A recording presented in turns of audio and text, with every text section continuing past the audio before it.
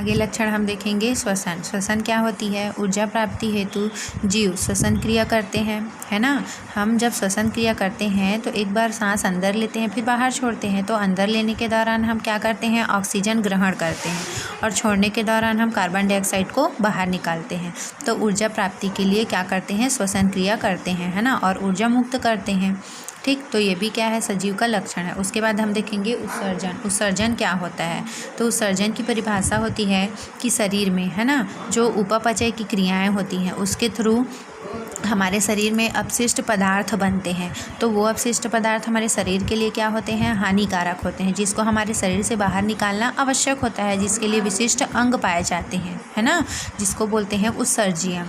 तो शरीर में बने अपशिष्ट पदार्थों को बाहर निकालने की जो क्रिया होती है उसी को बोलते हैं उत्सर्जन या एक्सक्रीशन।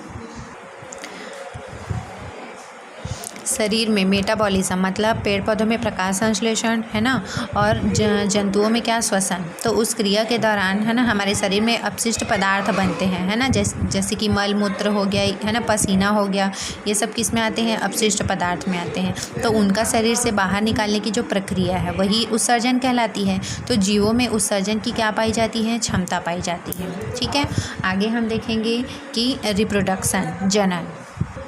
तो आगे लक्षण क्या है? जनन, है ना, इसको बोलते हैं रिप्रोडक्शन। तो ये सबसे मेन होती है ना कि जीवों में क्या होता है? अपने समान, है ना, संतान उत्पन्न करने की क्षमता पाई जाती है। तो उसी प्रक्रिया को बोलते हैं जनन या प्रजनन।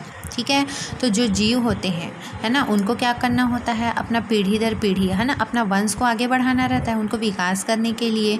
तो उनमें क्या पाई जाती है? जनन पाई जाती है ना। ये सभी चीज़ें निर्जीवों में नहीं पाया जाता। तो ये भी क्या है? सजीवों का लक्षण है ना। आखिरी लक्षण क्या हो सकता है? गति, है ना, प्रचलन। कि गति और प्रचलन क्या होता है?